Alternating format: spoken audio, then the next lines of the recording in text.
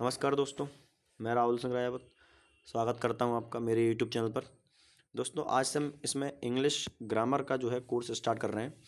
तो ये जो कोर्स रहेगा बिल्कुल बेसिक से लेकर हाई लेवल तक रहेगा, है ना। इसमें जितने भी स्कूल तक की जितनी चीज़ें हैं वो सारी कवर होने वाली हैं, है ना। और ये बिल्कुल बेसिक से स्टार्ट करेंगे। इसमें हम हिंदी का भी है ना, हिंदी इंग्लिश बाईलिंगुअल चलेगा ये, ठीक है ना। तो आज की हमारी जो क्लास है पहली क्लास है और ये बेसिक्स के ऊपर है कि इंग्लिश के जो बेसिक्स होते हैं जो हमें जानने चाहिए इंग्लिश को पढ़ने से पहले, तो हम इसमें वो जानेंगे, ठीक है ना। तो आइए स्टार्ट करते हैं बिना ज़्यादा बात किए हुए, है ना। चलिए, तो सबसे पहले हम जो पढ़ने वाले हैं इंग्लिश ग्रामर, तो उसमें हम बेसिक्स जो पढ़ेंगे, है ना। देखिए दोस्त, तो देखिए अब इंग्लिश ग्रामर की मैं बात करूँ तो आप समझो इस बात को पहले कि इंग्लिश क्या है दोस्त, एक लैंग्वेज है। क्या है? एक लैंग्वेज है ना। अच्छा दोस्त, आपको थोड़ा राइटिंग के साथ कॉम्प्रोमाइज़ करना पड़ेगा क्योंकि मैं थोड़ा सा क्या है ना, टैबलेट पे लिख रहा हूँ तो इस पर थोड़ा राइटिंग सही आ नहीं पाती है, ठीक है। तो इसके लिए आप थोड़ा सा कॉम्प्रोमाइज़ करिए, हालांकि मैं बोलते चलूँगा साथ साथ। तो दोस्त, इंग्लिश इंग्लिश क्या है, एक लैंग्वेज है। लैंग्वेज का मतलब होता है भाषा, है ना। अब जब लैंग्वेज है तो सबसे पहले दोस्त इसको बोलना सीखा गया होगा, और जब इसको बोला गया होगा तो सबसे पहले इसमें साउंड की उत्पत्ति हुई होगी। किसकी उत्पत्ति होगी बेटा? साउंड। सबसे पहले क्या निकले होंगे इससे? साउंड निकले होंगे। साउंड समझते हो ना, ध्वनि, जिसे अपन हिंदी में ध्वनि बोलते हैं। अब सबसे पहले जब इसमें साउंड निकले होंगे तो पहले ही क्वेश्चन मैं आपसे ये पूछता हूँ कि बताइए इंग्लिश में साउंड्स कितने होते हैं। तो आपका जवाब आना चाहिए कि सर इंग्लिश में जो साउंड्स होते हैं उनकी संख्या है 44। कितनी होती है? तो 44 साउंड्स जो है इंग्लिश के अंदर होते हैं, और इन 44 साउंड्स को हम दो भागों में बांटते हैं। कितने भागों में बांटते हैं? तो दो पार्ट्स में इसको डिवाइड कर दिया जाता है। और वो कौन कौन से होते हैं? वो होते हैं आपके, एक तो वोवल और एक कॉन्सोनेंट। क्या होते हैं? वोवल और कॉन्सोनेंट। साउंड कितने होते हैं? 44 होते हैं, है ना। 44 साउंड्स में कुछ तो वोवल होंगे, कुछ क्या होंगे दोस्त? वोवल, और कुछ क्या होंगे आपके? कॉन्सोनेंट। कॉन्सोनेंट, है ना। CONSONANTE लिखा है इस पर, है ना। अगर आपको दिक्कत हो समझने में तो समझ जाना। तो कॉन्सोनेंट, एक तो वोवल होते हैं, दूसरे कॉन्सोनेंट होते हैं। अब वोवल साउंड क्या होते हैं? ऐसे साउंड जो बिना किसी रुकावट के या बिना किसी शब्द के सहायता के बोले जाते हैं उन्हें वोवल साउंड बोलते हैं। और ऐसे शब्द जो बिना किसी शब्द की सहायता से बोले जाते हैं उन्हें हम कॉन्सोनेंट साउंड कह देते हैं, ठीक है ना। तो वोवल साउंड कितने होते हैं दोस्त? तो वोवल साउंड आपके होते हैं 20। कितने होते हैं? 20 साउंड होते हैं। और कॉन्सोनेंट साउंड जो होते हैं वो आपके होते हैं दोस्त 24। अगर आप कन्फ्यूज़ हो रहे हैं कि हमने तो 5 पढ़ा है, वोवल 5 होते हैं, कॉन्सोनेंट 21 होते हैं, तो दोस्त वो आपने पढ़ा है लेटर्स, जो मैं इसके जस्ट बाद में पढ़ाने वाला हूँ। क्या पढ़ाने वाला हूँ? इसके जस्ट बाद में पढ़ाने वाला, है ना। तो ये लेटर्स हैं, इसको इसको है ना कन्फ्यूज़ ना हो। ये साउंड अलग चीज़ होता है। साउंड वो होता है जो मुंह से निकला होता है, और लेटर जिसको लिख दिया गया हो, है ना। ऐसा साउंड जिसको लिख दिया उसे लेटर बोल देते हैं, और जो केवल बोला गया है उसे हम साउंड कहते हैं, ठीक है। तो इन चीज़ों में आप कन्फ्यूज़ ना हो, ठीक। चलिए, तो वोवल साउंड मैंने आपको बताया कि वोवल साउंड कितने होते हैं भाई। वोवल साउंड और कॉन्सोनेंट साउंड मैंने आपको समझा दिए, ठीक है कि नहीं? कोई दिक्कत इस बात में नहीं। ये आपके क्या है? वोवल साउंड है, ये आपके कॉन्सोनेंट साउंड है, ठीक है। अब जब इन साउंडों को लिख दिया जाता है, जब इन साउंडों को लिख देते हैं तब एक नई चीज़ बनती है जिसे बोलते हैं वर्ड। क्या बोलते हैं? इसे बोलते हैं हम वर्ड। जब इन साउंड्स को लिख दिया जाता है तो जिस चीज़ का फॉर्मेशन होता है वो क्या होता है दोस्त? वो आपका वर्ड कहलाता है। वो क्या कहलाता है? वर्ड। अब इस वर्ड के बारे में बहुत कुछ पढ़ना है, तो इस स्लाइड को मैं ऊपर कर रहा हूँ थोड़ा सा, है ना। अब से एक सेकंड, सॉरी, वर्ड नहीं लेटर पढ़ना है। हम क्या पढ़ना है? लेटर पढ़ना है, सॉरी। क्या पढ़ना है? लेटर्स। साउंड के बाद हमको पढ़ना है letters. I am so sorry, LETTERS, ठीक है। क्या पढ़ना है? लेटर्स। स्पेलिंग मैंने बोल दी ताकि आपको थोड़ा कन्फ्यूज ना हो, जैसे लेटर की स्पेलिंग सबको ही आती होगी। तो अब पढ़ना है लेटर्स। अब मैं आपसे पूछता हूँ कि इंग्लिश में लेटर कितने होते हैं। तो आप बताएंगे सर लेटर होते हैं 26। कितने होते हैं? तो 26 लेटर्स होते हैं। इतनी बात में क्लियर? सबको क्लियर होगी। तो बस अब इस लेटर्स को मैं यहीं छोड़ रहा हूँ। अब मैं चलता हूँ थोड़े से नीचे, क्योंकि लेटर्स के बारे में बहुत कुछ पढ़ना है, ठीक है ना। चलिए, तो लेटर्स 26 हो गए। आइए जरा ऊपर चलते हैं अब, ठीक है। मतलब ऊपर कहीं नहीं, मैं स्लाइड ऊपर कर रहा हूँ, ठीक है। तो बात करूँ लेटर्स की, है ना। तो लेटर्स कितने होते हैं इंग्लिश में? आप बोलें सर 26 लेटर्स होते हैं। कितने होते हैं?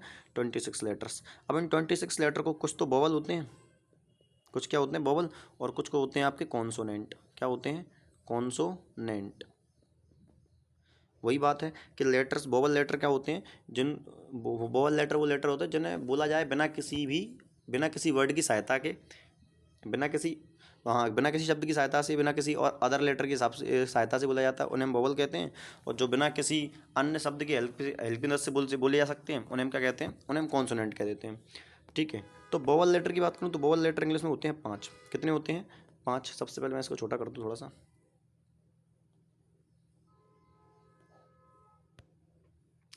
तो वोवल लेटर की बात करूँ तो वोवल लेटर होते हैं इंग्लिश में 5। कितने होते हैं दोस्त? 5 होते हैं।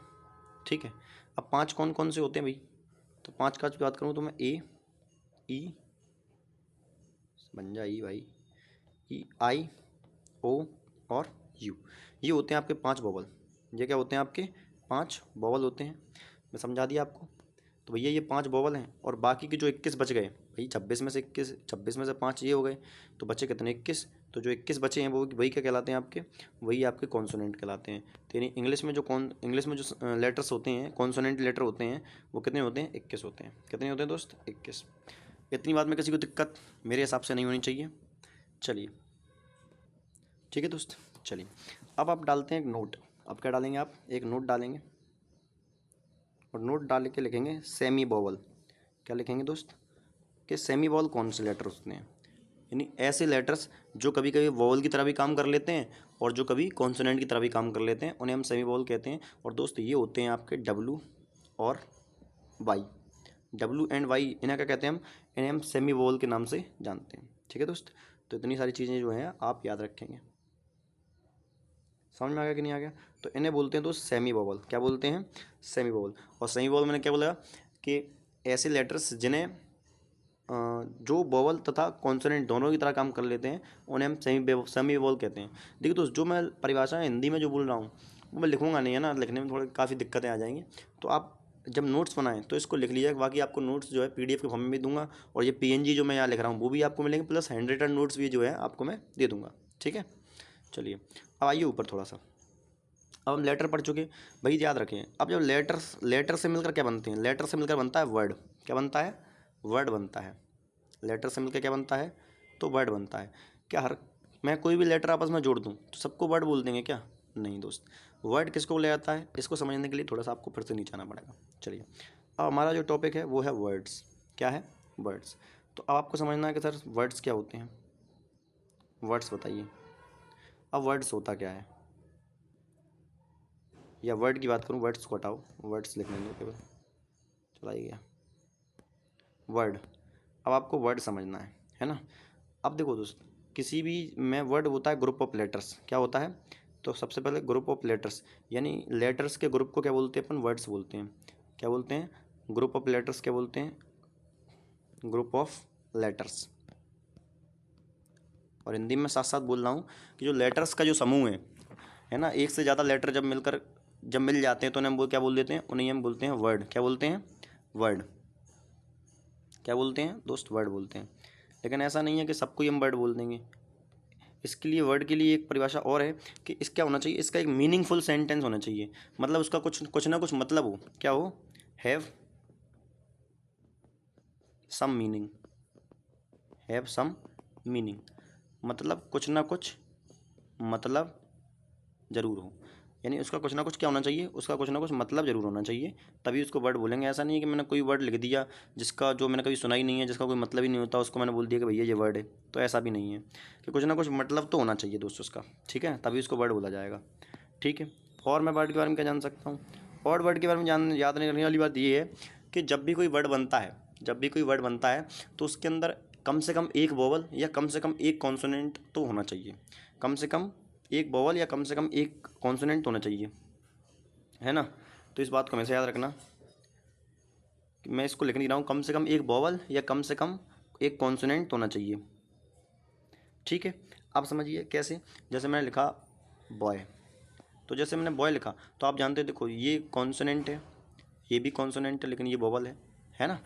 लेकिन इसके कुछ एक्सेप्शंस होते हैं। क्या होते हैं? एक्सेप्शंस। एक्सेप्शन मतलब क्या होता है? एक्सेप्शन मतलब होता है अपवाद। हिंदी में क्या बोलते हैं इसको? अपवाद बोलते हैं। क्या बोलते हैं? अपवाद। अपवाद मतलब जो उस कैटेगरी का होकर उसकी बात ना माने, उसे बोलते हैं अपवाद। क्या बोलते हैं? अपवाद, जिन पर ये रूल फॉलो नहीं होता, सिंपल सी भाषा में समझो, जिन पर ये रूल फॉलो नहीं होता उन्हें बोलते हैं एक्सेप्शंस। क्या बोलते हैं? एक्सेप्शंस। तो यह कौन है जिन पर ये रूल फॉलो नहीं होता? तो आपने देखा होगा, मैंने बोला आई, आई एक वर्ड होता है, आई यानी क्या होता है? मैं। क्या होता है? मैं। ये भी तो एक वर्ड है, इसका एक मतलब है, लेकिन इसमें तो देखो केवल एक वोवल है। और अवैध अपन को ऊपर पढ़ के आए कि जो भी वर्ड होता है उसके अंदर कम से कम एक तो वोवल होना चाहिए और एक कॉन्सोनेंट होना चाहिए, लेकिन इसमें तो केवल एक ही वोवल आ गया और एक ही शब्द से बन गया। तो ये क्या है? एक्सेप्शन है। ये क्या है? एक्सेप्शन है। तो ऐसे कुछ वर्ड होते हैं, जैसे आई हुआ, ए को भी अपन यूज़ कर लेते हैं, और ओ, और क्या हुआ? ओ। तो ये तीन क्या है? ये आपके एक्सेप्शंस हैं, यानी अपवाद हैं, यानी इन पर ये रूल फॉलो नहीं होता। ये आपको सीधे सीधे रट लेने हैं, ठीक है ना? समझ में आ गई कि नहीं आ गई बात? सर बिल्कुल सही है, इतनी बात में दिक्कत तो नहीं है? एक सेकेंड, ठीक है। चलिए अब पढ़ते हैं नेक्स्ट चीज़ों के बारे में, और वर्ड के बारे में थोड़ा सा और जानते हैं। देखो, आ जाओ।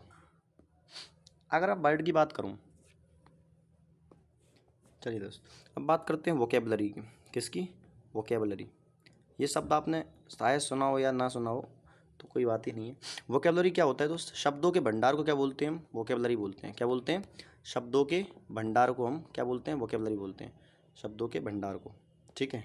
शब्दों के भंडार को क्या बोलते हैं? वोकेबलरी बोलते हैं, ठीक है। शब्दों के भंडार को हम वोकेबलरी बोलते हैं। वोकैब जैसे इंग्लिश में शॉर्ट में हम वोकैब भी बोल देते हैं। क्या बोल देते हैं? वोकैब। अब याद रखना कि जो शब्दों का जो भंडार होता है उसे क्या बोलते हैं अपन? वोकेबलरी बोलते हैं। इतनी बात आपको क्लियर होगी। तो आपसे अब कोई वोकेबलरी बोलेगा भैया वोकेबलरी याद है कि नहीं है, तो वोकेबलरी मतलब आपको कितने शब्द याद हैं, कि आपकी वोकेबलरी कितनी अच्छी है, इससे बहुत फर्क पड़ता है। यदि आपको किसी भाषा में मतलब कोई भाषा अच्छी आना चाहिए, मतलब अगर सीखना चाहते हैं तो सबसे पहले उसकी वोकेबलरी सीखना बहुत ज़रूरी होता है ना? क्योंकि शब्दों के मतलब नहीं पता होंगे तो फिर आप भाषा को सुधार कैसे पाएंगे?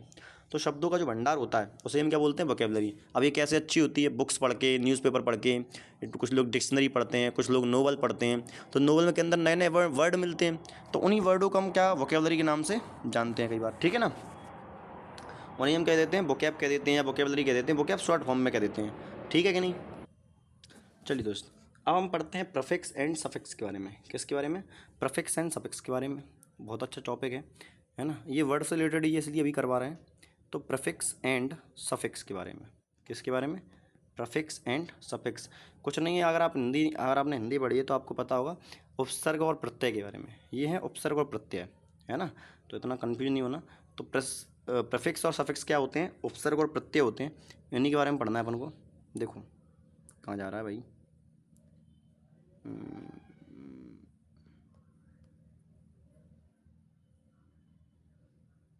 है ना? इनके बारे में पढ़ लेते हैं कि भैया प्रीफिक्स क्या होते हैं, सफिक्स क्या होते हैं। जैसे मैं आपके सामने एक वर्ड लिखता हूँ अनकाउंटेबल। क्या लिखा मैंने? अनकाउंटेबल।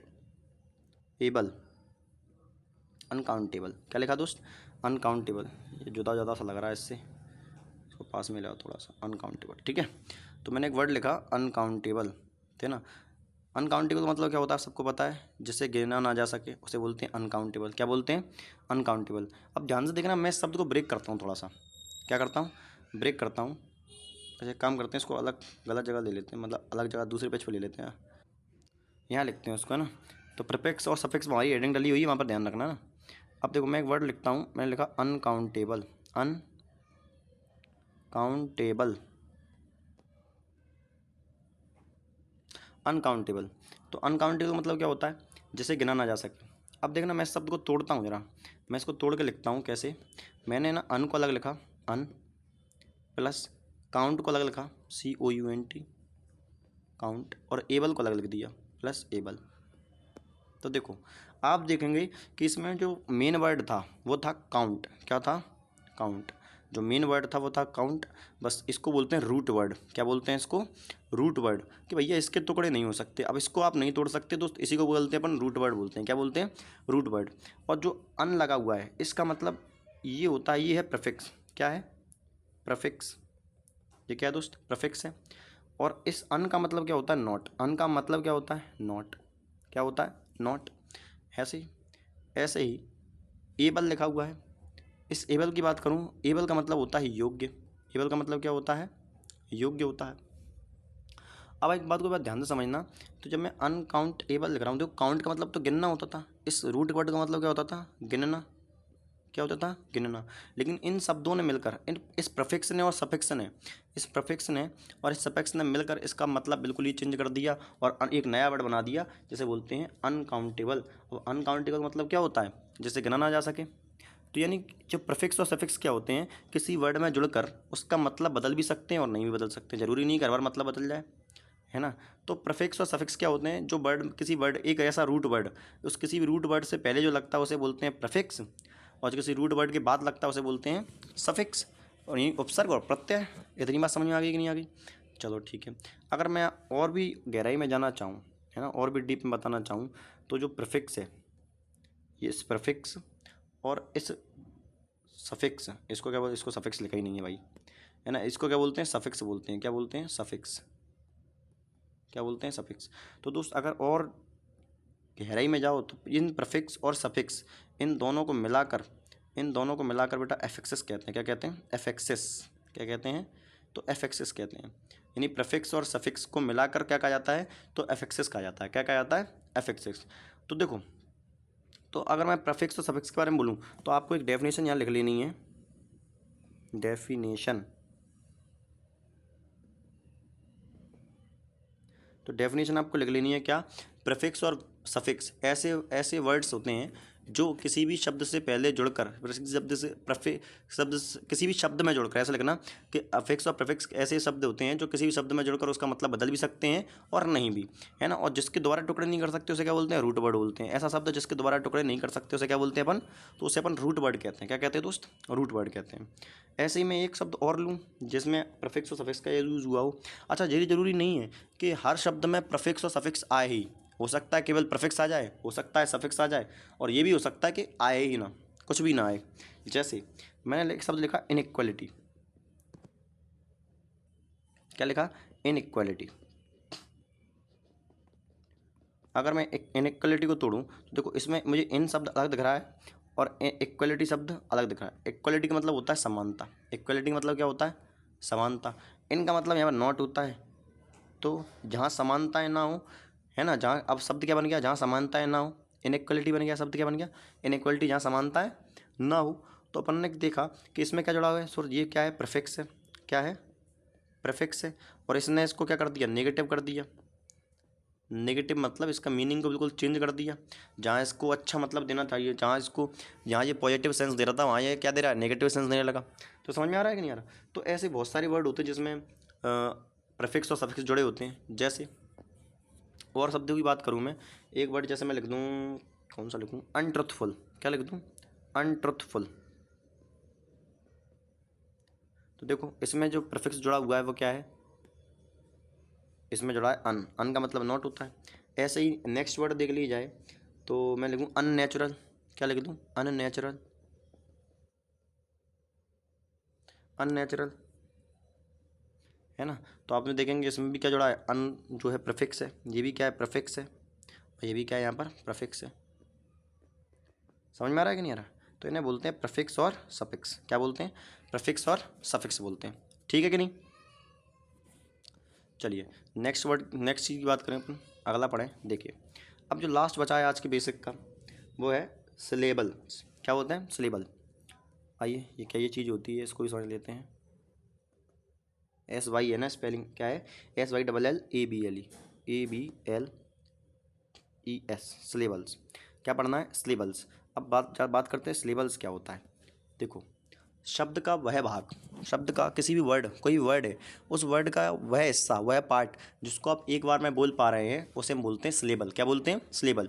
तो ऐसे ही वर्ड होते हैं जिसमें केवल एक वर्ड, एक सिलेबल हो, ऐसे भी होते हैं जिसमें दो सिलेबल हो, ऐसे भी हो सकते हैं जिसमें दो से ज़्यादा सिलेबस हो, मतलब तीन सिलेबल हो, है ना। तो जैसे, तो आपको डेफिनेशन खुद लिखनी है कि वर्ड का वह भाग जिसे आप एक बार में बोल सकते हैं उसे क्या कहते हैं, उसे सिलेबल कहते हैं। जैसे कुछ वर्ड है जिसमें एक सिलेबल होता है, जैसे मैं बात करूँ तो इसको थोड़ा छोटा कर लेता हूँ मैं। जैसे मैंने बोला यू, क्या लिखा, यू लिखा है, अगला लिखा गो, फिर मैंने लिखा बे। तो इन शब्दों को आप एक बार में बोल पा रहे हैं, तो इसमें केवल एक ही सिलेबल है। अब जैसे मैं बात करूँ फादर, क्या बात करूँ, फादर की, तो इसको आप कैसे बोलेंगे, ऐसे इसको आप बोलेंगे डर, क्या बोलेंगे, फादर बोलेंगे नहीं, फादर बोलेंगे कि नहीं बोलेंगे। ऐसे ही मदर, ऐसे ही सिस्टर, ऐसे ब्रदर, ठीक है कि नहीं। और वर्ड की बात करूँ, इसको क्या बोलेंगे, वाटर। तो सबसे पहले वा निकलेगा, फिर टर निकलेगा, निकलेगा कि नहीं। तो इसके अंदर 2 सिलेबल है। अब ऐसे भी हो सकते हैं कि जिसके अंदर 3 से ज़्यादा सिलेबस हो, जैसे ब्यूटीफुल, ब्यूटीफुल। तो पहले क्या बोलेंगे, ब्यू, फिर बोलेंगे टी, फिर लिखेंगे फुल। बोलेंगे कि नहीं बोलेंगे। पहले क्या बोलेंगे, पहले बोलेंगे ब्यू, फिर बोलेंगे टी, फिर बोलेंगे फुल। तो 3 सिलेबल हो रहे हैं कि नहीं हो रहे। बस इसको बोलते हैं अपन सिलेबल। क्या बोलते हैं दोस्त, सिलेबल। तो आज के लिए इतना रखते हैं। आई होप आपको अच्छा लगा हो, है ना। और अगर कुछ भी दिक्कत है राइटिंग को लेकर या किसी भी चीज़ को लेकर कि इस चीज़ की एक्सप्लेनेशन में कुछ कमी रह गई, तो उस चीज़ पर आप कमेंट करें, ज़रूर सुधार करेंगे उसमें कुछ ना कुछ। ठीक है ना। धन्यवाद।